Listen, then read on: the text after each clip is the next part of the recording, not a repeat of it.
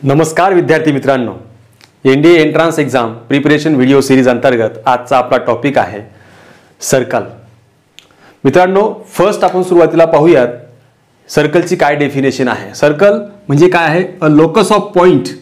Locus means हा बिंदूंचा पथ आहे, मार्ग आहे, which is equidistance from a fix point. एका फिक्स पॉइंट पासून ते समान अंतरावर जे आहेत, कॉन्स्टंट आहेत, कॉन्स्टंट डिस्टन्सवरती असलेला जो पॉइंट आहे त्या पॉइंटचा मिळून जो भाग आपल्याला मिळतो आहे त्याला आपण म्हणणार आहोत सर्कल. हा जो फिक्स पॉइंट आहे या फिक्स पॉइंटला म्हणतात सेंटर, आणि हे जे फिक्स डिस्टन्स आहे त्या पॉइंट पासूनचं त्या सेंटर पर्यंतचं त्याला आपण म्हणतो रेडियस. आणि रेडियसची ज्यावेळेला आपण डबल करतो आणि इकडे जे संपूर्ण लॉंगेस्ट कॉर्ड जी असते सर्कलची तिला आपण म्हणणार आहोत डायमीटर. एवढं बेसिक जे आहे ते आपल्याकडे सर्कल संदर्भात आहे. आपल्याला आता पाहायचं आहे याच्या पुढे जाऊन थोडंसं ॲडव्हान्स सर्कल बद्दलची माहिती घ्यायची आहे. तर त्यात काय काय आपल्याला शिकायचं आहे बघा मित्रांनो. जर आपल्याला एखादं सर्कल हे स्टँडर्ड सर्कल आहे असं आपण म्हणू शकतो केव्हा, तर स्टँडर्ड सर्कल हे त्या वेळेला असेल ज्या वेळेला when the centre of that circle is at origin and radius is r unit. ज्या वेळेला आपण सर्कल ड्रॉ करतो आहोत ते सर्कल ड्रॉ करताना एक्स ॲक्सिस आणि वाय ॲक्सिसचा या ठिकाणी वापर केला जातो. आणि त्यावेळेला ज्या वेळेला सेंटर जो आहे तो ओरिजिनला असेल आणि रेडियस जी आहे ती इथपर्यंतची रेडियस असेल, अशा वेळेला आपण या सर्कलला म्हणणार आहोत स्टँडर्ड सर्कल. आणि जर या सर्कलला आपल्याला स्टँडर्ड युनिट सर्कल म्हणायचं असेल, स्टँडर्ड युनिट सर्कल म्हणजेच त्या ठिकाणी ते सेंटर ओरिजिन असेलच, शिवाय सेंटर ओरिजिनला आहे, शिवाय हे रेडियसचं जे डिस्टन्स आहे ते ऑलवेज 1 युनिट असेल. म्हणजे रेडियस ही 1 युनिट असेल आणि सेंटर हा ओरिजिनला असेल. अशा वेळेला आपण त्याला म्हणणार आहोत standard unit circle.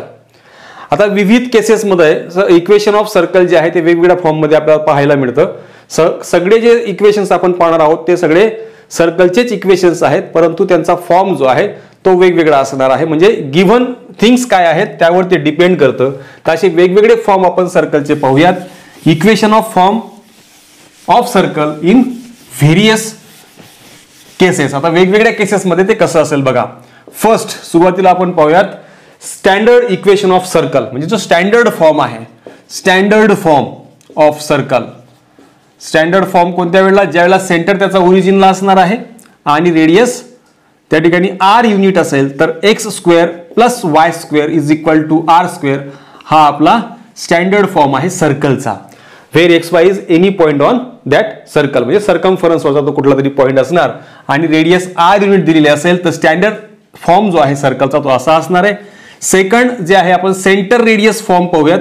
Centre radius form म्हणजे ज्यात सेंटर आणि रेडियस दिलेली असेल. Centre suppose other than standard circle असेल, म्हणजेच सी ऑफ एच के हा तुम्हाला सर्कलचा कोऑर्डिनेट दिलेला असेल आणि रेडियस सपोज त्या ठिकाणी आर युनिट दिलेली असेल, तर अशा वेळेला सर्कलचं इक्वेशन असेल X minus H bracket square plus Y minus K bracket square is equal to R square. हे त्यावेळेला इक्वेशन असणार आहे सर्कलचं, which is of the form centre radius form, ज्या वेळेला तुम्हाला एच के हा सेंटर दिला असेल.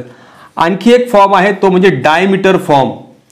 डायमीटर फॉर्म म्हणजेच काय? या ठिकाणी एखादं सर्कल दिलेलं आहे, सपोज हे सर्कल आहे आणि सर्कलचे डायमीटरचे जे एंड पॉइंट्स आहेत त्यांचे कोऑर्डिनेट जर दिलेले असतील, समजा x1 y1 हा इकडचा ए कोऑर्डिनेट्स एचे आणि तिकडचा जो एंड पॉइंट आहे डायमीटरचा त्याचे समजा पॉइंट दिलेले असतील x2 आणि y2, तर अशा वेळेला तुम्हाला ज्या ठिकाणी एंड पॉइंट दिलेले असतील तर त्या सर्कलचं इक्वेशन डायमीटर फॉर्म मध्ये जे आहे ते असं असणार आहे x minus x1 multiply by x minus x2 plus y minus y1 into y minus y2 is equal to 0, which is called diameter form of equation of circle. हे diameter form असणार आहे. आता काही केसेस असे आहेत, आता तुम्हाला एक लक्षात आलं असेल की हा फक्त स्टँडर्ड सर्कल आहे, म्हणजेच काय सेंटर जो आहे तो ओरिजिनला आहे आणि रेडियस जी तुम्हाला आर दिलेली असेल त्यावेळेचं डायरेक्टली आपण x square plus Y square equal to R square हे तुम्हाला इक्वेशन डायरेक्टली मिळणार आहे. सेंटर रेडियस फॉर्म म्हणजे काय, सर्कल स्पेसमध्ये कुठे पण आहे आणि त्याचा सेंटर समजा तुम्हाला HK दिलेला आहे आणि रेडियस जी आहे ती R युनिट दिलेली असेल. स्पेसमध्ये तो सर्कल कुठे जरी असला तर त्याचं इक्वेशन आपण जे स्टँडर्ड फॉर्ममध्ये लिहिणार आहोत ते असं असणार आहे x minus h bracket square plus y minus k bracket square is equal to R square. आणि हा डायमीटर फॉर्म आहे ज्यात तुम्हाला एंड पॉईंट्स दिलेले असतील सर्कलच्या डायमीटरचे आणि ते एंड पॉईंटचे कोऑर्डिनेट जर आपल्याकडे असतील तर x minus x1 into x minus x2 plus y minus y1 into y minus y2 is equal to 0 हे तुम्हाला त्या ठिकाणी जे आहे ते सर्कलचे इक्वेशन मिळणार आहे इन डायमीटर फॉर्म. अशाच आणखी विविध केसेस आहेत ज्या केसेसमध्ये मोस्टली काही वेळेला असं होतं की सर्कल जे आहे ते आपल्या एक्स ॲक्सिसला फक्त टच करत असेल तर एक साधी सरळ गोष्ट आहे, जर ते एक्स ॲक्सिसला टच करत आहे तर इथपासून ही त्याची टँजंट होईल. वाय ॲक्सिस हा त्याचा टँजंट असणार आहे. आता तो टँजंट असेल म्हणजे ऑफकोर्स इथून परपेंडिक्युलर हे डिस्टन्स जे असणार आहे ते म्हणजेच आपलं रेडियस असेल.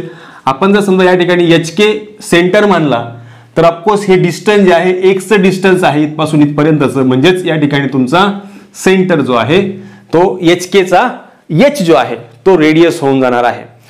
त्याच प्रकारे जर समजा या ठिकाणी एक्स ॲक्सिसला वाय ॲक्सिसला टच करता येईल, सॉरी इथे वाय ॲक्सिसला जर टच करत असेल तर हा विषय आहे. आणि जर समजा तो एक्स ॲक्सिसला टच करत असेल सर्कल, म्हणजेच या ठिकाणी एक्स ॲक्सिसला समजा सर्कल टच करताय तर या ठिकाणी हे CHK जो आहे तो जर आपण सेंटर मानला तर या ठिकाणी हा इथपासून तर हे डिस्टन्स वायचं डिस्टन्स असणार आहे म्हणजेच वाय कॉर्डिनेटचं, म्हणजे हे तुमचं जे सेंटर पासून तर त्या एक्स ॲक्सिस पर्यंतचं डिस्टन्स असणार आहे तेच त्या ठिकाणी रेडियस असेल. आणि म्हणून या ठिकाणी ह्या सेंटर HK असताना रेडियस जी आहे ती तुम्हाला K युनिट मिळणार आहे कारण तो एक्स ॲक्सिसला टच करतोय. जेव्हा एक्स ॲक्सिसला टच करतोय त्यावेळेला तुम्हाला ते मिळणार आणि इथे वायला ज्यावेळेला टच करतोय त्यावेळेला H म्हणजे एक्स कोऑर्डिनेट जो आहे सेंटरचा तेच तुमचं डिस्टन्स असणार आहे आणि ऑलवेज रेडियस इज पॉझिटिव्ह म्हणून या स्पेसमध्ये आपण घेतो आहोत. जर ते इकडच्या साईडला आलं तरी पण आपल्याला पॉझिटिव्ह डिस्टन्स त्या ठिकाणी घ्यायला लागणार. म्हणून या ठिकाणी एक आपल्या शॉर्टली लक्षात असं आलं आहे की जर एक्स ॲक्सिसला एखादा सर्कल टच करत असेल तर त्या सेंटरचे जर कोऑर्डिनेट पैकी वाय कोऑर्डिनेट जो आहे K तोच त्याचा रेडियस असेल आणि जर ते वाय ॲक्सिसला टच करत असेल सर्कल तर अशा वेळेला जे आहे तुम्हाला सेंटर जो आहे तो जर HK दिला असेल तर तुम्हाला त्या ठिकाणी म्हणता येईल की H जो आहे त्याचा रेडियस आहे. पुढे आपण असं समजूयात की ते दोन याला टच करत आहे, सर्कल जे आहे ते दोघी ॲक्सिसला जर टच करत असेल तर काय होईल बघा.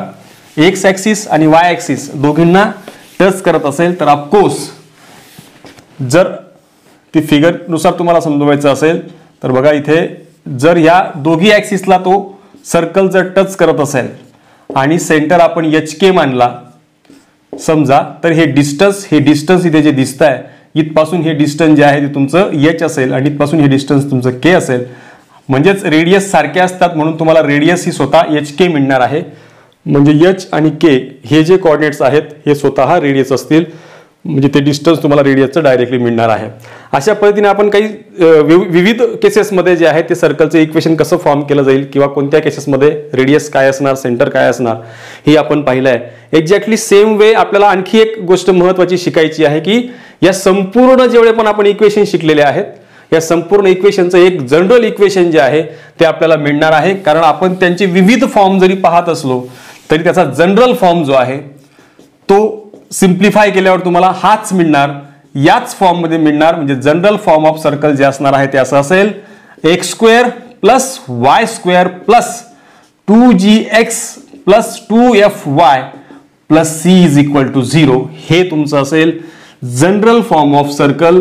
या संपूर्ण जेवढ्या पण केसेस आपण पाहिल्या आहेत हे संपूर्ण फॉर्म आपण जे पण पाहिलेले आहेत त्या सगळ्या फॉर्मला सिम्प्लिफाय केल्यानंतर आपल्याला जे मिळणार आहे तो जनरल फॉर्म असा असणार आहे x square plus Y square plus 2gx plus 2fy plus c is equal to 0. आणि हा जर आपल्याला जनरल फॉर्म दिलेला असेल, जनरल फॉर्म मध्ये इक्वेशन ऑफ सर्कल दिलेलं असेल तर अशा वेळेला आपल्याला डायरेक्टली जे आहे त्यांचा सेंटर पण काढता येणार आहे आणि रेडियस सुद्धा काढता येणार आहे. सेंटर काढायचा असेल तर -g -f असे कोऑर्डिनेट्स घेतले की तुम्हाला त्याचा सेंटर मिळून जाईल. आणि जर रेडियस मिळवायचा असेल तर रेडियस इज इक्वल टू मिळणार आहे square root of g² plus f² - c या फॉर्म्युलेच्या सहाय्याने तुम्ही डायरेक्टली त्या सर्कलची रेडियस जी आहे ती फाइंड करू शकता जर तुम्हाला जनरल फॉर्ममध्ये इक्वेशन ऑफ सर्कल दिलेलं असेल तर. आता हे झालं तुमचं सर्कल दिला असेल तर सेंटर आणि रेडियस आपण फाइंड करू शकतो. सेंटर रेडियस दिला असेल तर जसं तुम्हाला आता म्हटलं की सेंटर रेडियस फॉर्म मध्ये x minus H bracket square plus y minus K bracket square is equal to R square या इक्वेशनच्या सहाय्याने जर सेंटर रेडियस दिलेला असेल तर डायरेक्ट इक्वेशन फाइंड करू शकतो आणि जर इक्वेशन डायरेक्टली दिलेलं असेल तर आपण सेंटर आणि रेडियस या फॉर्म मधून काढू शकतोय. म्हणजे दोघी मार्गांनी जे आहे ते आपल्याला सर्कलचं इक्वेशन वरून पण सेंटर आणि रेडियस मिळतोय आणि सेंटर रेडियस जर दिलेला असेल तर इक्वेशन ऑफ सर्कल पण आपल्याला फाइंड करता येत आहे. आता यावरून त्याचं नेचर पण ठरत आहे की या दिलेल्या माहितीच्या आधारावरती आपल्याला ते दिलेलं इक्वेशन जे आहे ते सर्कलचं आहे किंवा नाही आहे की कसं आहे हे जर आपल्याला चेक करायचं असेल त्याचं नेचर तर या 3 टप्प्यांमध्ये त्याचं नेचर चेक होईल. एक जशी की आपण ही व्हॅल्यू काढली आहे सेंटरची ती G square plus F square minus C आहे. G square plus F square minus C याचं स्क्वेअर रूट आपण पाहिलं आहे. जर हे 3 प्रकारे असू शकते जसं की समजा हे ग्रेटर दॅन 0 असेल तर ऑफकोर्स या ठिकाणी तुम्हाला रिअल सर्कल मिळणार आहे. म्हणजे ओरिजिनल ते आपल्याला सर्कल जे असेल ते मिळेल. इक्वल टू 0 जर असेल तर फक्त पॉइंट सर्कल तुम्हाला मिळेल कारण हा पार्टच 0 होऊन गेला म्हणजे रेडियसच 0 होऊन गेली तर फक्त तुम्हाला पॉइंट सर्कल त्या ठिकाणी मिळणार. आणि ग्रेटर दॅन 0 असेल तर ऑफकोर्स स्क्वेअर रूटच्या आत पॉझिटिव्ह व्हॅल्यू असेल ते आपल्याला रिअल व्हॅल्यू मिळते म्हणून रिअल सर्कल तुम्हाला त्या ठिकाणी मिळणार. परंतु जर समजा लेस दॅन 0 असेल म्हणजे ही व्हॅल्यू निगेटिव्ह झाली. आपल्याला माहिती आहे आपण कॉम्प्लेक्स नंबरमध्ये शिकलेलो आहोत जर स्क्वेअर रूटच्या आत मायनस साइन असेल तर ते इमॅजिनरी नंबर होऊन जातो. मग अशा वेळेला ते जे सर्कल असेल ते तुमचं असणार आहे इमॅजिनरी सर्कल. हे असेल त्यावेळेला इमॅजिनरी सर्कल. म्हणजे अशा पद्धतीने जे आहे ते आपण सर्कलचे वेगवेगळे जे हे आहेत नेचर्स ते चेक करू शकतो युझिंग दॅट फॉर्म्युला. रेडियसचा जो आहे जे square plus F square minus c याच्या व्हॅल्यूवर डिपेंड करतं की त्या सर्कलचं जे नेचर आहे ते कशा पद्धतीचं असणार आहे. यानंतर आणखी एक कन्सेप्ट आपल्याला शिकणं गरजेचं आहे तो म्हणजे याचा जो फॉर्म आहे पॅरामेट्रिक फॉर्म जो आपण प्रत्येक टॉपिकमध्ये पाहतो आहोत. वेगवेगळ्या पद्धतीने आपण त्या इक्वेशन्सला जे आहे ते लिहू शकतो परंतु ते इंडिकेट करतं सर्कलच. मग आता ते कसं असेल तर ऑफकोर्स आता पॅरामेट्रिकचा अर्थ आपण यापूर्वी काही चॅप्टर जे आपण काही व्हिडिओ लेक्चर्स आपण जे घेतले त्यांच्यामध्ये आपण पॅरामेट्रिकचा मिनिंग जो आहे तो समजून घेतला आहे. कोऑर्डिनेट दाखवण्याची जी सिस्टीम आहे दुसरी आपण जशी कार्टेशियन सिस्टीम वापरतो तशी पॅरामेट्रिकसाठी पण एक सिस्टीम आहे. पोलर फॉर्म त्याला आपण म्हणतो. त्याचा वापर करून या ठिकाणी आपण जे आहे ते पॅरामेट्रिक इक्वेशन लिहित असतो. म्हणजे एक्स आणि वायच्या वेगवेगळ्या स्वरूपात जर ते एक्सप्रेस केलं गेलं त्याला आपण पॅरामेट्रिक फॉर्म म्हणणार आहोत. तर x is equal to H plus R cos alpha. Alpha या ठिकाणी त्या ठिकाणी अँगल असेल तुमचा तो तिथपासूनचा ओरिजिन पासून जे तयार होतोय तो अँगल आणि रेडियस तुम्हाला आर दिलेली असेल आणि सेंटर जो आहे तो एच के असेल. रेडियस आर दिलेली असेल आणि मी तुम्हाला अल्फा हा अँगल असं म्हटलोय की समजा हे सर्कल आहे या ठिकाणी आणि इथे समजा इथपासूनचा हा अँगल जो आहे तयार झालेला हा अल्फा असेल आणि हे डिस्टन्स तुमचं आर आहे. म्हणजे सर्कल जर इथे आपण असं कन्सिडर केलं तर त्या ठिकाणी डिस्टन्स तुम्हाला आर दिलेला असेल. अशा वेळेला तो अल्फा जो आहे अँगल असेल इन्क्लिनेशन असेल ऍक्च्युली तो त्याचा आणि एच के जो आहे त्याचा सेंटर असेल. तर अशा वेळेला त्याचं जे इक्वेशन आपल्याला मिळणार आहे ते X is equal to H plus R cos theta आणि Y is equal to K plus R sine alpha. या ठिकाणी अल्फा किंवा आपण थिटा पण मानू शकतो. हे जे इक्वेशन आहे हे पॅरामेट्रिक फॉर्म आहे इक्वेशन ऑफ सर्कलचे. त्याच स्वरूपात आणखी एक कन्सेप्ट शिकणं गरजेचं आहे ते म्हणजे कॉन्सेंट्रिक सर्कल. हे वर्ड बऱ्याचदा एक्झाम मध्ये वापरलं जातं. कॉन्सेंट्रिक सर्कलचे काही कन्सेप्ट पण आपल्याला माहिती असणं गरजेचं आहे. सपोज या ठिकाणी कॉन्सेंट्रिकचा मिनिंग जर तुम्हाला समजून घ्यायचा असेल तर अगदी सोप्या पद्धतीने सांगतो.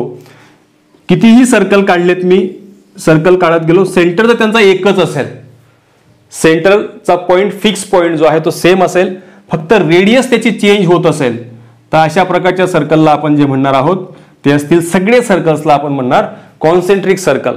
एक केंद्री वर्तुळे ते आहेत त्यांचा केंद्र सेंटर जो आहे तो एकच असेल रेडियस मात्र वेगवेगळे असतील तर अशा प्रकारच्या सगळ्या सेंटर्सला आपण म्हणणार आहोत कॉन्सेंट्रिक सर्कल्स.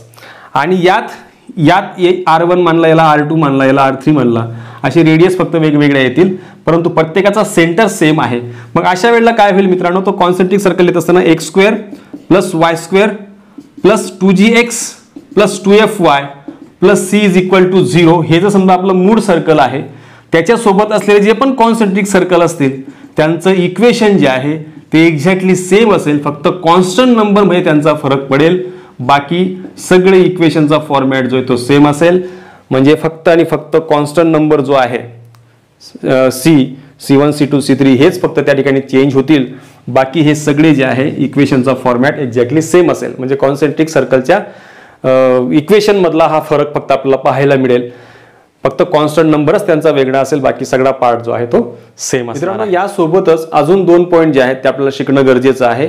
तर त्यात आपण सुरुवातीला पाहतो आहोत position of point with respect to the circle. म्हणजे पॉइंटची जी पोझिशन आहे सर्कलच्या इक्वेशनच्या याच्यावरून आपण काढू शकतो की ते कोणत्या पोझिशनला पॉइंट असणार आहे. सपोज आपल्याकडे S is equal to x² plus y² plus 2gx plus 2fy plus c is equal to 0 असं एक इक्वेशन ऑफ सर्कल दिलेलं आहे आणि एक पॉइंट आहे समजा x1 y1. आपल्याला या पॉइंटच्या हिशोबाने जे आहे ते चेक करायचं की हा पॉइंट त्या सर्कलच्या आत आहे, बाहेर आहे की त्या सर्कल वरती आहे. हे कसं चेक होऊ शकतं?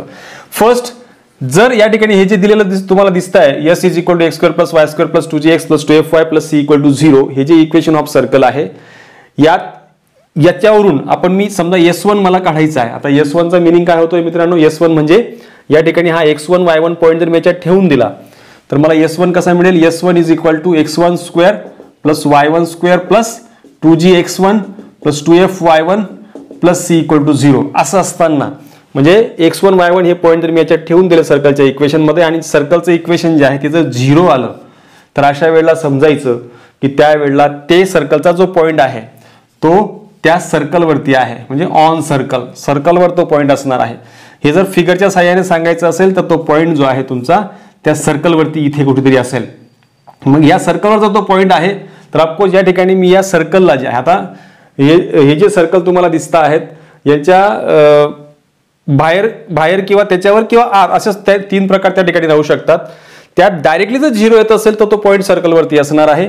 सपोज S1 जो आहे S1 हा ग्रेटर दॅन 0 असेल म्हणजे पॉझिटिव्ह नंबर येत असेल, जसं तुम्ही इथे x1 y1 हा पॉइंट त्या ठिकाणी सबस्टिट्यूट केल्यानंतर व्हेरीफाय केल्यावर तुम्हाला जर त्याची व्हॅल्यू पॉझिटिव्ह मिळत असेल तर अशा वेळेला समजायचं आहे तुम्हाला की हा जो सर्कल हा जो पॉइंट आहे तो P ऑफ x1 y1 हा सर्कलच्या आउटसाइडला आहे, आउटसाइड ऑफ सर्कलच्या तो बाहेर असणार आहे. आणि हेच जर समजा सर्कलच्या बाहेर म्हणजे तो सर्कलच्या इथे कुठेतरी बाहेर असणार आहे.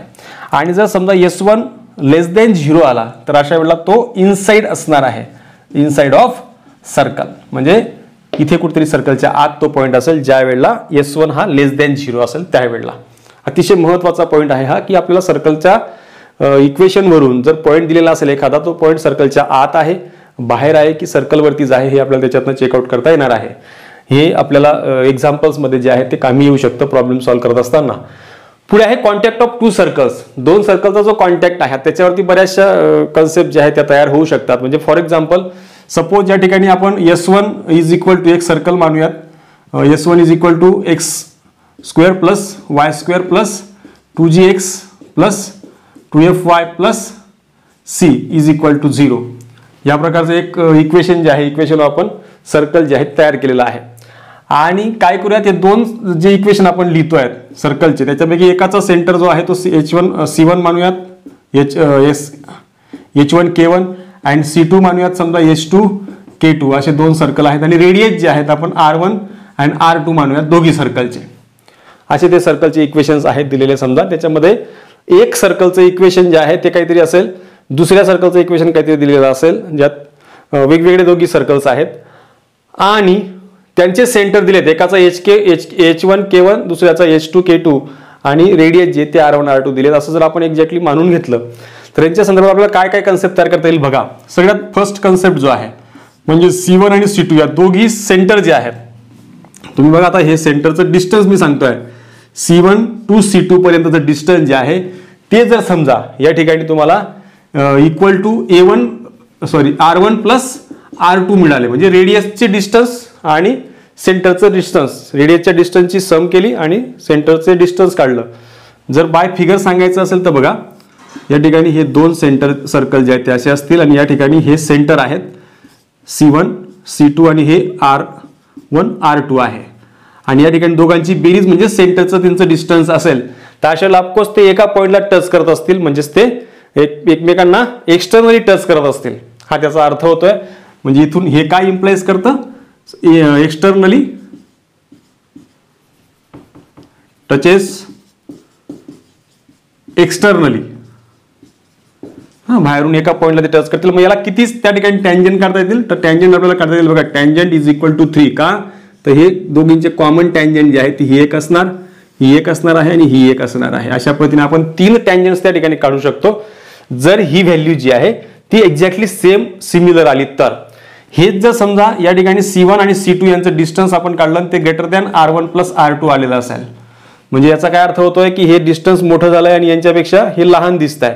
म्हणजे याचा अर्थ असा होतोय की ते दोन जे आहेत ते असे कुठेतरी सर्कल असतील आणि त्यात हा सेंटर जे दिसते हे डिस्टन्स तुम्हाला, आणि इथून यांचे रेडियसचं डिस्टन्स जे आहे आता हे R1 आणि हे डिस्टन्स इथपासून इथपर्यंत R2 असेल. म्हणजे या ठिकाणी काय होईल की ह्या दोघींची जी बेरीज आहे ती इथं लेस दॅन येईल या कंडिशनमध्ये. हे C1 आणि C2 ही लेस दॅन, तर म्हणजे तो आतून तो त्या ठिकाणी तुम्हाला मिळणार आहे. म्हणजे याचा अर्थ असा होतोय की इथे हे डिस्टन्स जे आहे सेंटरपासूनचं डिस्टन्स हे आणि R1 आणि R2 यांच्या बेरजेचं डिस्टन्स जे आहे त्याचं समजा लहान असेल तर अशा वेळेला ते आतून एकमेकांना हे करत असतील, इंटरसेक्ट करतील. तर अशा वेळेला तुम्हाला फक्त 2च कॉमन टँजंट काढता येतील. टचेस नाही म्हणता येणार त्यांना, intersecting 2 point, intersecting at 2 points, म्हणजे 2 पॉइंटला ते एकमेकांना इंटरसेक्ट करतील. मग अशा वेळेला तुम्हाला फक्त 2च टँजंट त्या ठिकाणी कॉमन काढता येतील. तीच जर कंडिशन अशी असेल C1 C2 greater than R1 plus R2, तर अशा वेळेला मात्र हे दोघी सर्कल जे आहेत ते वेगवेगळ्या दिशेला असतील. म्हणजे इथे तुम्हाला डायरेक्टली असं मिळणार आहे की इथे हा सेंटर आहे, इथे C1 C2 आणि हे डिस्टन्स फार मोठं दिसत आहे आणि इथे R1 जो आहे इथे आणि R2 हे डिस्टन्स एवढंच आहे. या दोघांच्या बेरजेपेक्षा जर हे डिस्टन्स मोठं दिसत असेल तर अशा वेळेला आपण म्हणू शकतो की ते एकमेकांना टच करत नाहीयेत. डज नॉट टचेस, टच पण नाही आणि इंटरसेक्ट पण नाही. पण अशा वेळेला मात्र आपण म्हणू शकतो की या ठिकाणी total number of tangent, he common tangent आहे, ही एक कॉमन टँजंट, ही एक कॉमन टँजंट इथे येईल आणि ही एक अशी कॉमन टँजंट आपल्याला काढता येईल. अशा टोटल टँजंट जे आहेत त्या तुम्हाला 4 टँजंट्स काढता येतील आणि या कंडिशनला टँजंट्स काढता येतील टोटल 2. अशा वेळेला आपल्याला या पद्धतीने जे आहे ती जर समजा ही दिलेलं रिलेशन आहे, या रिलेशनवरून ते टचेस करतील एक्सटर्नली, इथे टचेस करतील, इंटरसेक्टिंग करतील 2 पॉइंटला, इथे टच करणार नाहीत. पण हे पण आपल्याला माहिती असायला पाहिजे की त्यावेळेला तुम्ही त्यांच्या कॉमन टँजंट जे आहेत त्या किती काढू शकतात. हा एक पॉईंट झाला. आणि आणखी एक महत्त्वाचा त्याच्यातला पॉईंट आहे तो असा आहे की या ठिकाणी सपोज जर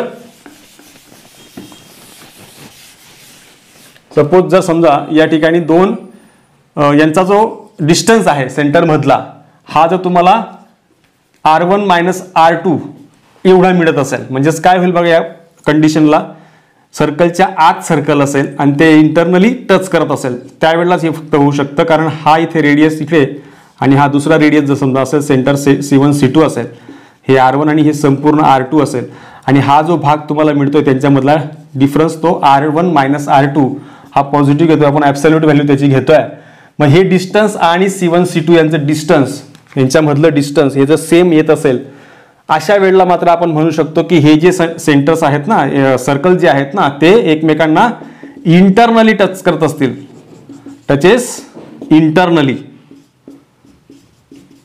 आणि इंटरनली टचेस करतील. आणि शिवाय त्या ठिकाणी टँजंट जी आहे ती तुम्हाला फक्त एक आणि एकच कॉमन टँजंट काढता येईल अशा वेळेला. म्हणजे एवढ्या कंडिशन्स आहेत की टँजंट तुम्हाला कोणत्या कंडिशनला, जेव्हा कॉन्टॅक्ट ऑफ 2 सर्कल्स होतील, एकमेकांना इंटरसेक्ट करणं, नॉट इंटरसेक्टिंग, इंटरनली एक्सटर्नली, अशा वेळेला आपल्याला किती टँजंट कोणत्या वेळेला मिळू शकतात, हा पॉईंट सुद्धा आपल्यासाठी खूप महत्त्वाचा पॉईंट आहे.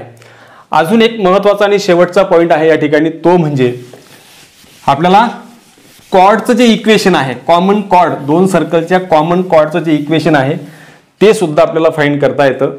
ते कसं बघा, समजा या ठिकाणी S1 आणि S2 असे 2 सर्कलचे इक्वेशन्स आहेत दिलेले, समजा S1 इक्वल टू S2, आणि आपल्याला कॉमन कॉर्डचं इक्वेशन काढायचं आहे, इक्वेशन ऑफ कॉमन कॉर्ड. याचा मिनिंग असा होतोय की या ठिकाणी 2 सर्कल आहेत आणि इथून ही कॉर्ड याची आणि इथून जात असेल अशी, तर आपल्याला याचं जर इक्वेशन फाइंड करायचं असेल या कॉर्डचं, तर ते इक्वेशन आपल्याला फाइंड करताना असं मिळतं S1 minus S2 is equal to 0. म्हणजेच थोडक्यात काय, जर समजा याचं इक्वेशन आहे x square plus Y square plus 2g1x plus 2f1y plus c1 is equal to 0 आणि दुसरं इक्वेशन आहे x square plus Y square plus 2g2x plus 2f2y plus c2 equal to 0. तर अशा वेळेला या कॉर्ड जी त्यांची कॉमन कॉर्ड आहे तो सर्कल टच पण करू शकतो एकमेकांना किंवा इंटरनली एक्सटर्नली किंवा वेगवेगळे पडू शकतात. तर अशा वेळेला त्यांचं जे कॉर्डचं इक्वेशन आहे ते S1 मायनस S2 किंवा ही कॉमन कॉर्ड अशी शकते ज्यांची ती कॉमन एकाच लाईनीमध्ये जाते आहे त्यांचं इक्वेशन आपल्याला काढता येतं S1 minus S2 equal to 0. याच्याने म्हणजेच काय x square plus Y square cancel होईल 2g1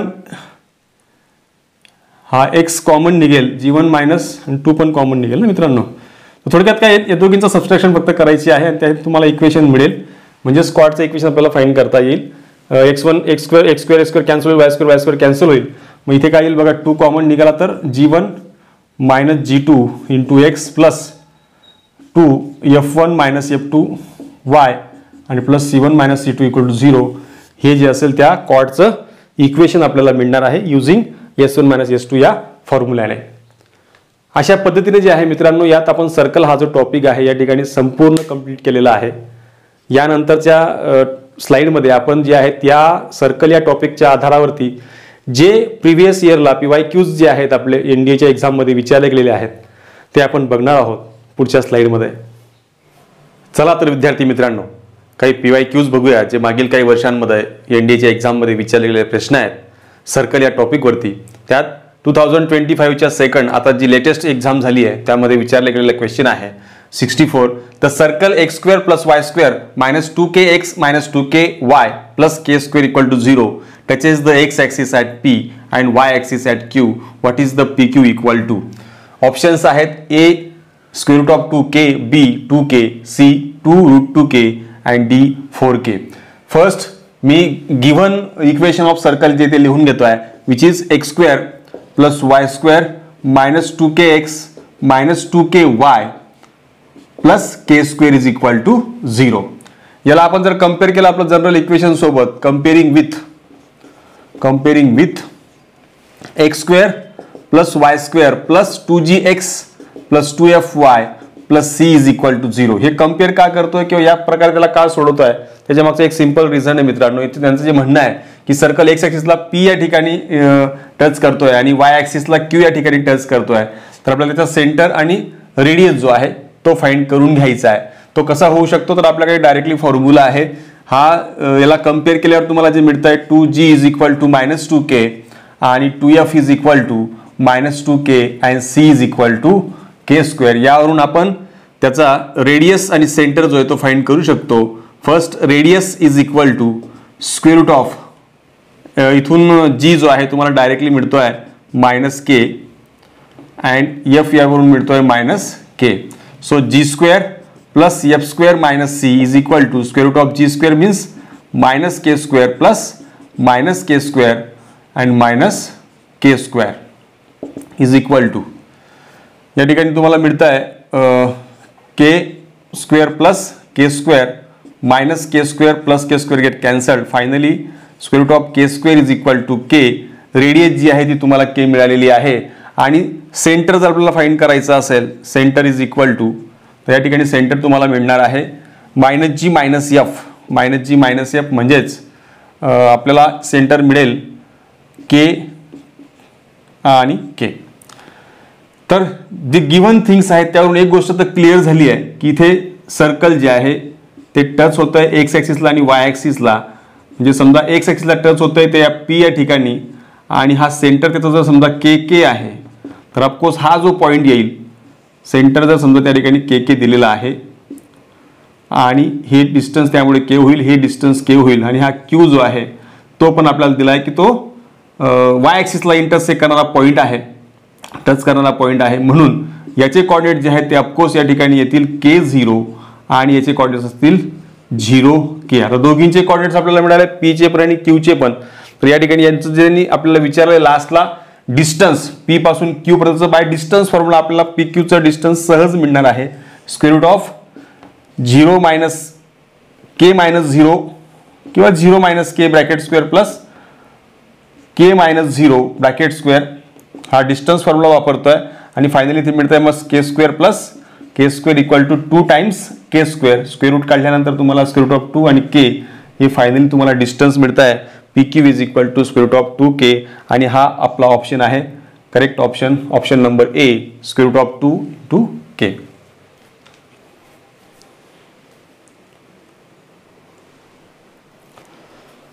नेक्स्ट क्वेश्चन बघूयात. क्वेश्चन नंबर 86 हा देखील 2025च्या फर्स्ट एक्झाम मध्ये विचारला गेलेला क्वेश्चन आहे. What is the equation of the circle whose diameter is 10 centimetre and the equation of two of its diameters are x plus y equal to 0 and x minus y is equal to 0. क्वेश्चनचा meaning असा आहे की तुम्हाला diameter जो आहे तो 10 centimetre दिला आहे, तर ऑफकोर्स आपल्याला त्यावरून रेडियस जी आहे ती फाइंड करता येणार आहे. आणि कधीही आपण ज्या वेळेला इक्वेशन ऑफ सर्कल काढणार आहोत तर आपल्याला लागणारे जे मटेरियल आहे, जे काही लागणार आहेत, ज्या इम्पॉर्टंट गोष्टी आहेत त्यात रेडियस आणि सेंटर आपल्याला आवश्यक असतो. इथं डायमीटर तुम्हाला दिलेला आहे, आपल्याला 2 केला तुम्हाला 5 सेंटीमीटर जे आहे ते रेडियस मिळून जाते आहे, म्हणजे आर आपल्याकडे येऊन गेलाय. आता गरजेचं आहे फक्त आपल्याला त्याचा सेंटर मिळवणं आणि सेंटर मिळवण्याकरता आणखी एक गोष्ट दिलेली आहे ती म्हणजे x plus y is equal to 0 आणि x minus y is equal to 0 हे असे डायमीटरचे इक्वेशन्स दिलेले आहेत. हे डायमीटर एकमेकांना इंटरसेक्ट करत असतील. हे डायमीटर ज्या ठिकाणी इंटरसेक्ट करतात तो इंटरसेक्टिंग पॉईंट म्हणजेच आपला सेंटर असणार आहे आणि म्हणूनच आपल्याला त्या सेंटरचे जे पॉईंट काढायचे असतील तर हे दोन इक्वेशन जे आहेत ते सॉल्व्ह करायला लागतील.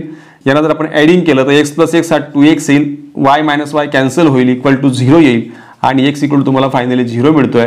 ही व्हॅल्यू कुठल्या तरी एका इक्वेशनमध्ये पुट केल्यानंतर वाय देखील आपल्याला 0 मिळतोय, म्हणजेच एक्स वायचे व्हॅल्यूज मिळणं म्हणजेच त्यांचा पॉईंट ऑफ इंटरसेक्शन मिळणं आणि पॉईंट ऑफ इंटरसेक्शन मिळाला म्हणजेच आपल्याला त्याचा सेंटर मिळालेला आहे. आणि जर एकदा सेंटर येऊन गेला, सेंटर आहे 0 0 म्हणजे ज्या सर्कलचं सेंटर 0 0 आहे, रेडियस 5 युनिट आहे, अशा वेळेला आपण डायरेक्ट सेंटरचं इक्वेशन येतंय, सर्कलचं इक्वेशन आहे x square plus Y square is equal to R square. या ठिकाणी आर आपल्याकडे ऑलरेडी आहे, so r square is equal to म्हणजेच 5चा स्क्वेअर इज इक्वल टू 25 आणि हा आपला ऑप्शन नंबर बी आहे इज द करेक्ट ऑप्शन या ठिकाणी आपल्याला मिळतोय.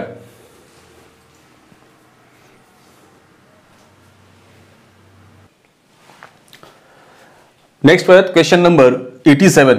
A square is inscribed in a circle x square plus y square plus 2xy plus 1 is equal to 0 and its sides are parallel to coordinate axis. Which one of the following is a vertex of the square? काही option दिलेत खाली a of -2 2, b -2 2, -2 and c -1 plus 1 upon square root of 2, -1 upon square root of 2. आणि D option is none of the above. आता आपल्याला त्यांनी जे equation दिलेलं आहे फर्स्ट ते आपण लिहून घेऊयात. X square plus Y square plus 2x plus 2y plus 1 is equal to 0. आणि सगळ्यात महत्त्वाची गोष्ट त्यांनी आपल्याला स्क्वेअर जो त्याच्यामध्ये इन्स्क्राईब केलेला आहे त्याबद्दल त्यांनी आपल्याला कोऑर्डिनेट्स त्यांनी विचारलेले आहेत व्हर्टेक्सचे. तर सुरुवातीला जे सर्कल दिले त्याच्यातले आपण रेडियस आणि सेंटर जो आहे तो फाइंड करून घ्या, जो कम्पेअर करून आता मी त्याला परत ते लिहित नाही. Here therefore 2g is equal to 2 येईल, 2f इज इक्वल टू 2 येईल आणि c इज इक्वल टू 1 असेल. So g is equal to 1, f is equal to 1 आणि यावरून आपल्याला सेंटर जो आहे तो डायरेक्टली मिळतोय -g -f is equal to -1 हा तुम्हाला सेंटर मिळेल. आणि रेडियस जर फाइंड करायची असेल तर radius is equal to square root of g square plus f square minus c आहे. त्यावरून इथे -1 स्क्वेअर प्लस 1 स्क्वेअर मायनस 1 म्हणजेच आपल्याला square root of 1 is equal to 1 या ठिकाणी रेडियस मिळते. रेडियस आपल्याला 1 मिळालेली आहे आणि सेंटर पण आपल्याला मिळालेला आहे. आपण काय करूयात, साइड ऑफ स्क्वेअर जो आहे तो ए मानूयात इज इक्वल टू ए. तर त्या ठिकाणी आपल्याला जो सर्कल त्यांनी सांगितलेला आहे त्या सर्कलनुसार इथे याच्या आत आपण त्याला इन्स्क्राईब करतो आहोत स्क्वेअर.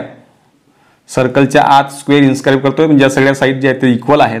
आणि शिवाय हा जो त्यांचा सेंटर असेल तो या ठिकाणी आपला -1 असा आलेला आहे. आणि हे डिस्टन्स जे आहे इथपासून तर हे इथपर्यंतचं हे पण आपल्याला 1 युनिट मिळालेलं आहे. आणि आपण ही संपूर्ण साईड जी आहे ती ए मानतोय, तर हा इथपासून तर इथपर्यंत डिस्टन्स जे आहे ते a/2 असणार आणि हा सुद्धा a/2 डिस्टन्स असणार आहे. हे सुद्धा कारण पूर्ण साईड जी आहे ती आपण ए मानतो आहोत त्यानुसार. आता पुढे प्रश्नाकडे वळूयात. तर प्रश्न काय म्हटलं, हे जे ॲक्सिस आहेत म्हणजे हे ॲक्सिस आहेत आपले, ॲक्सिसला ते पॅरलल आहेत. ॲक्च्युली हे ॲक्सिस इकडे कुठेतरी असतील, कारण -1 पॉईंट मिळालेला आहे, म्हणजे याचा अर्थ तो क्वाड्रंट जो आहे तो 4th क्वाड्रंट आहे, म्हणजे ॲक्सिस जे आहे ते असे कुठेतरी असतील. हा इथे ओरिजिन आहे आणि इकडनं हा आपल्याला 1 पॉईंट मिळतोय. अशा प्रकारे आपल्याला ॲक्सिस मिळतो आहे आणि याला ते साईड्स जे आहेत ते पॅरलल आहेत, म्हणजे या ॲक्सिसला ही साईड जी आहे तिची पॅरलल आहे, या 2 साईड आणि ह्या त्याला पॅरलल आहेत, असा क्वेश्चनचा मिनिंग आहे. आता एक एक बघूयात. बघा, आपलं त्यांचं म्हणणं की व्हर्टेक्स काय येतील. तर पहिली गोष्ट जी आहे तर हा पॉईंट आपल्याला मिळालेला आहे, म्हणून आपण इथपर्यंत डिस्टन्स जे आहे सेम असेल तर इथपर्यंत हे फक्त तुम्हाला व्हर्टेक्स मिळवायचे आहेत, हे किंवा इकडचे left hand side right hand side त्या ठिकाणी असणार आहे. त्यावरून आपल्याला डिस्टन्स काढायचं आहे. तर सुरुवातीला ते जे मूव्ह होतील ते a/2 युनिट्स जे आहेत ते मूव्ह होणार आहेत, त्याच्यामध्ये ॲड होतील किंवा सबस्ट्रॅक्ट होतील. मग ते पहिले सुरुवातीला आपल्याला a/2 फाइंड करायचा आहे. तो a आधी आपल्याला फाइंड करणं गरजेचं आहे.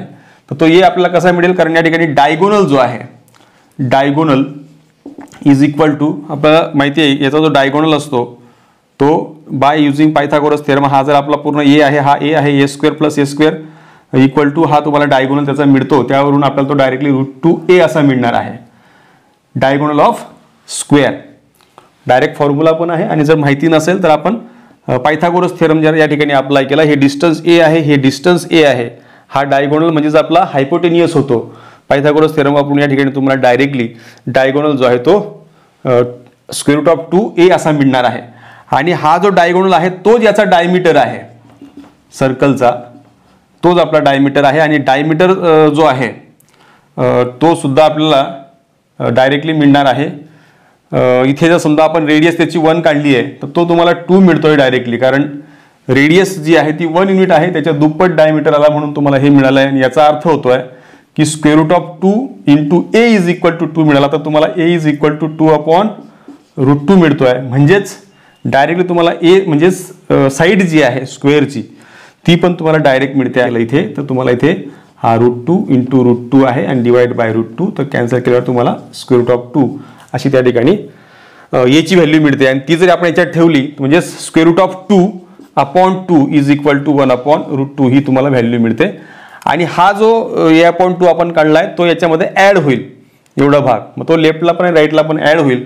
म्हणून फायनली जे आहे ते आपल्याला -1 + 1/√2 आणि -1 - 1/√2 असे त्याचे जे कॉर्डिनेट्स आहेत एका व्हर्टेक्सचे, कुठल्या तरी एका व्हर्टेक्सचे तुम्हाला कॉर्डिनेट जे आहेत ते तुम्हाला असे मिळतील. आणि हा आपला ऑप्शन नंबर सी आहे जो करेक्ट ऑप्शन आहे.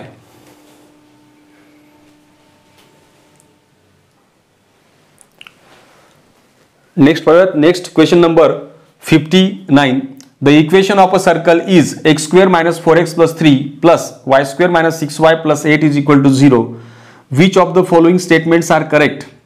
स्टेटमेंट दिले, the end points of a diameter of the circle are at 1, 2 and 3, 4. आता ऑप्शन बघा ABC आपल्याला जे त्यांनी स्टेटमेंट दिलेले आहेत ते तिघी स्टेटमेंटमध्ये सगळ्यांचे डायमीटर्सचे एंड पॉईंट जे आहेत ते आपल्याला त्यांनी सांगितलेले आहेत. तर आपल्याला एक एक चेकआउट करायचं आहे डायमीटर त्यांचे एंड पॉईंट्स. पण तत्पूर्वी जे काही इक्वेशन दिलेलं आहे x² - 4x + 3 + y² - 6y + 8 is equal to 0 हे इक्वेशन्स लिहून घ्यायचं आहे.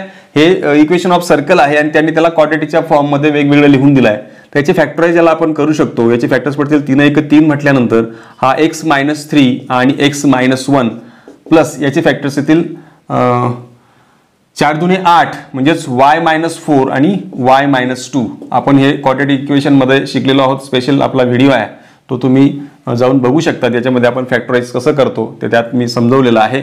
त्यात हा आपला डायमीटर फॉर्म येऊन गेला इक्वेशनचा. हा आपला जनरल जो फॉर्म आहे x - x1 x - x2 plus y - y1 × y - y2 is equal to 0 या फॉर्मनुसार त्याला मी लिहिला आहे.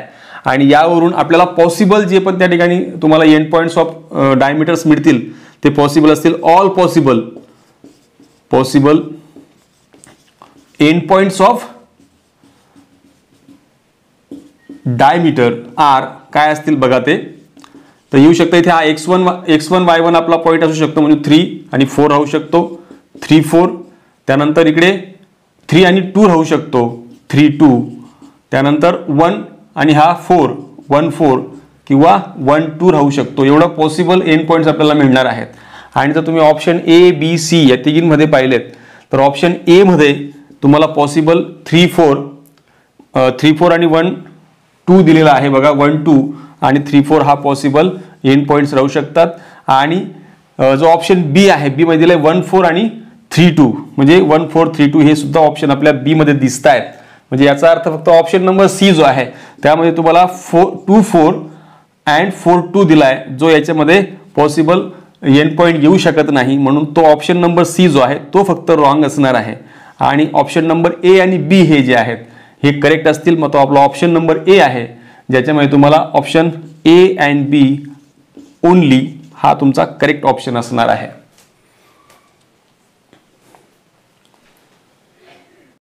नेक्स्ट पाहूयात क्वेश्चन नंबर 61 अँड 62 एकत्रित दिलाय. Direction consider the following for 2 attempts that follow. A triangle is inscribe in the circle x² + y² = 100.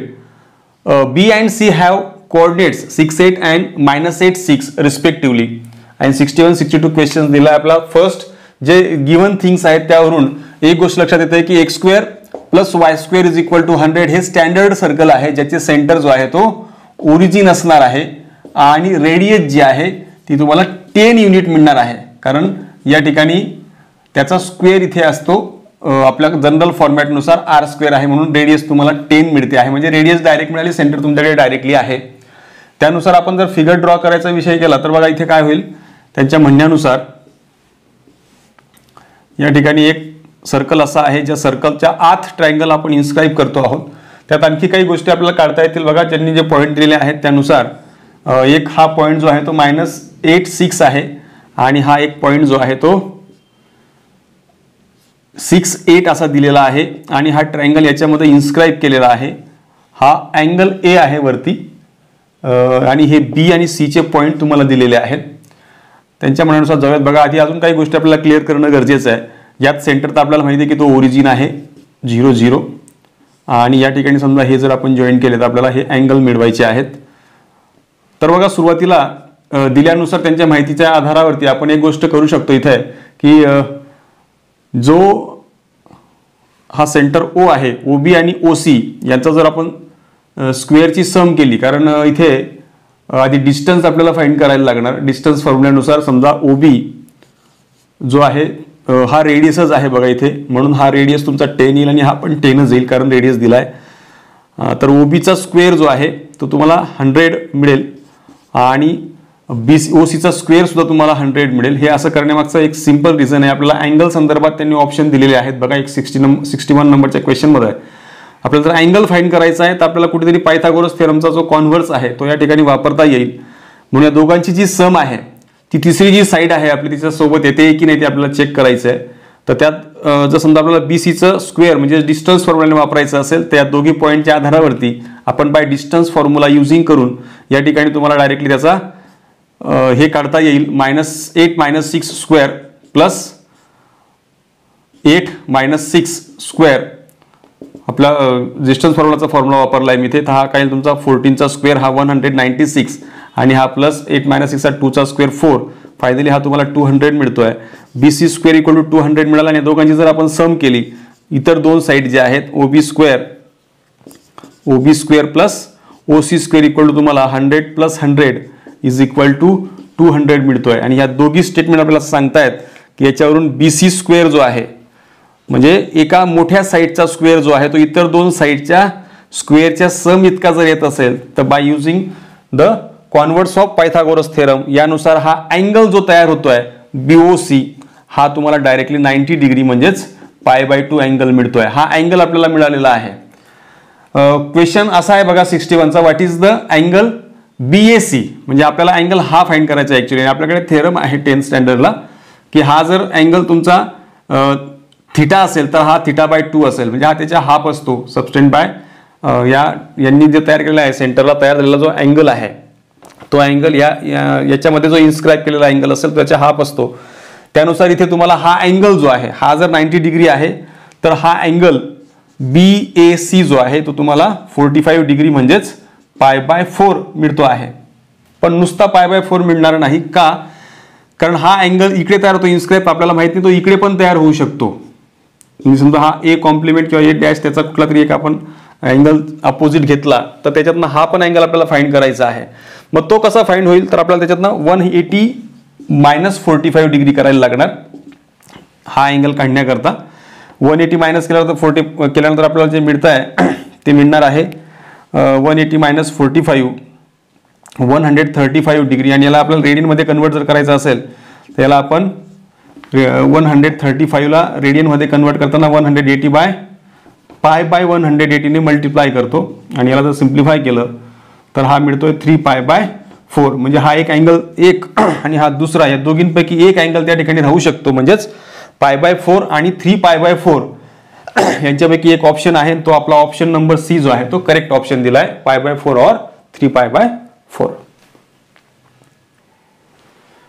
त्यासोबतच अजून एक क्वेश्चन दिलाय मित्रांनो इथे 62. What are the coordinates of A चे कोऑर्डिनेट्स पण आपल्याला फाइंड करायचे आहेत. यात अँगल फक्त दिलेला आहे, अँगलच्या आपण फाइंड करू शकलो, त्याच्या आधारावरती आपल्याला 100% जे आहे हे अपूर्ण माहिती आहे, त्याच्यावरून आपल्याला हे सांगता येणार नाही की ए चे कोऑर्डिनेट्स काय असतील आणि तो कुठल्या याच्यामध्ये आहे, कुठल्या आर्कमध्ये तो इन्स्क्राईब होतोय हे पण आपल्याकडे क्लिअर नाही. म्हणजे इनसफिशियंट डाटा असल्यामुळे आपण ते ऑप्शन देऊ शकत नाही. म्हणून आपला जो क्वेश्चन नंबर 62 आहे त्याचा जो ऑप्शन आहे option number D cannot be determined due to insufficient data, म्हणून याचाही आपल्याला ऑप्शन जो मिळणार आहे करेक्ट ऑप्शन डी मिळणार आहे.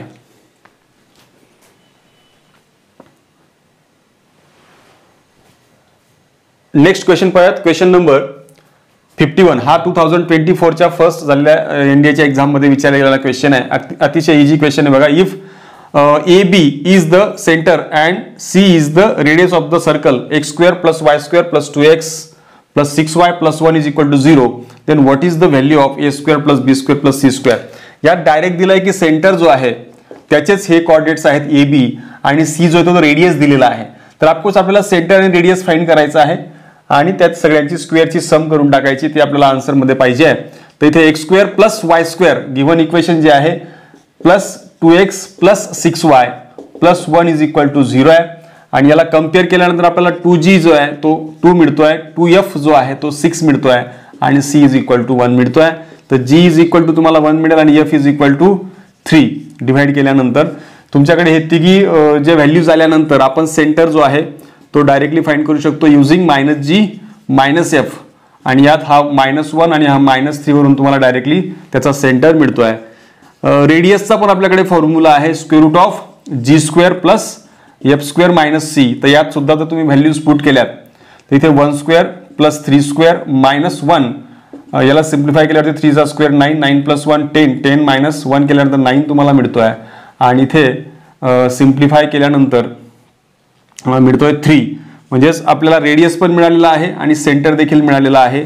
दोघी व्हॅल्यूज मिळाल्यानंतर या व्हॅल्यूज कसल्या आहेत तर ऑर्डर पेअर AB म्हणजेच coordinates AB equal to -1 - 3 and R is equal to म्हणजे C इज इक्वल टू 3 मिळाला आहे. आणि त्यांचं म्हणणं आहे की त्यांच्या स्क्वेअरची सम काढा, म्हणून आपण a² + b² + c² is equal to या ठिकाणी -1² + -3² +3² जर केला तर 9² + 9 + 9 3² आणि हा -3² 18 18 + 1 हा 19 तुम्हाला मिळतो आहे.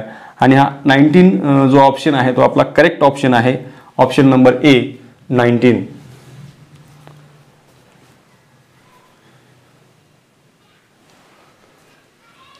नेक्स्ट पाहूयात क्वेश्चन नंबर 84 हा 2023च्या सेकंड झालेल्या एक्झाम मध्ये विचारलेला क्वेश्चन आहे.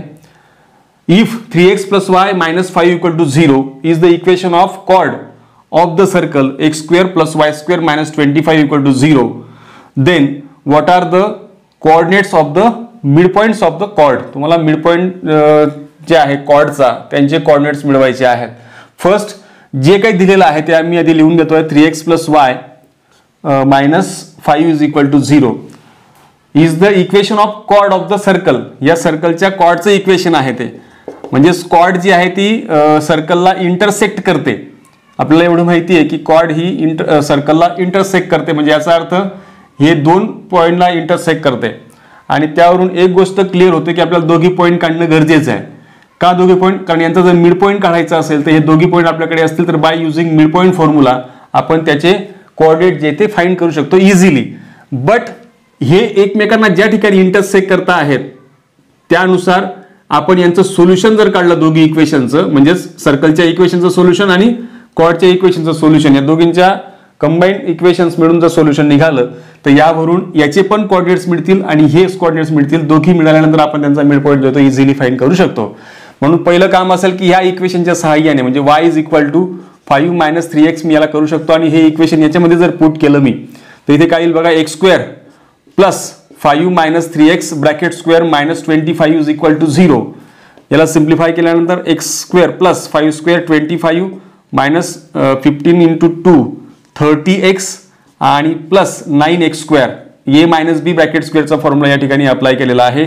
हा -25 equal to 0 -25 plus 25 get cancelled. x² plus 9x² which is 10x² minus 30x is equal to 0 divide by 10 जर केला इथे तर इथे तुम्हाला x कॉमन निघतोय आणि x minus 3 is equal to 0 मिळेल. फायनली आपल्याला x इज इक्वल टू 0 और x इज इक्वल टू 3 मिळतोय. आणि याच्यावरून समजा x ची व्हॅल्यू जर मी या ठिकाणी पुट केली y is equal to 5 - 3 into 0 तर तुम्हाला y 5 मिळतोय if x is equal to 0. म्हणजे एक पॉईंट तुम्हाला मिळाला, कॉर्डचे एंड पॉईंट पैकी पहिला पॉईंट मिळाला आहे. आणि दुसरा पॉईंट मिळवण्याकरता आपल्याला 5 - 3 इंटू या ठिकाणी 3 ठेवायला लागणार x ऐवजी. तर हा येईल 5 - 9 म्हणजेच y इज इक्वल टू -4. अशा प्रकारे तुम्हाला दोन कोऑर्डिनेट एंड पॉईंट्स मिळाले त्यांचे 3 - 4 हा एक पॉईंट आणि हा एक पॉईंट मिळेल. आता दोघी पॉईंट मिळाल्यानंतर यांच्यातला आपल्याला मिड पॉईंट फाइंड करायचा आहे. मिड पॉईंट फाइंड करायचा असेल तर मिड पॉईंटचा फॉर्म्युला आहे x1 + x2 upon 2 x1 + x2 upon 2 आणि y1 + y2 अपॉन 2 हा आपला फॉर्म्युला आहे मिड पॉईंटचा, मिड पॉईंट काढण्यासाठीचा. तर ऑफकोर्स या ठिकाणी जर आपण त्यात व्हॅल्यू जर ठेवल्या म्हणजे आपल्या मिळालेल्या जे एंड पॉईंट्स आहेत ते जर आपण या ठिकाणी ठेवले तर आपल्याला जे मिळणार आहे त्यात 0 + 3 अपॉन 2 आणि 5 - 4 अपॉन 2. तर फायनली आपल्याला 3 अपॉन 2 आणि 1 अपॉन 2 असे त्याचे कोऑर्डिनेट्स मिळतात मिड पॉईंटचे. म्हणजे याचा अर्थ काय झाला की आपला ऑप्शन जो आहे ऑप्शन नंबर बी जो आहे तो करेक्ट ऑप्शन आहे. त्याचे कोऑर्डिनेट्स आहेत 3 अपॉन 2 आणि 1 अपॉन 2. तर अशा पद्धतीने मित्रांनो आपण सर्कल हा पूर्ण टॉपिक जो तो शिकून घेतला आहे आणि त्यावर आधारित काही PYQs होते जे प्रिव्हियस इयरला विचारले गेलेले क्वेश्चन्स आहेत तेही घेतलेले आहेत. आता आपण याच ठिकाणी थांबूयात आणि पुन्हा भेटूयात एक नवीन टॉपिक घेऊन नवीन व्हिडिओमध्ये.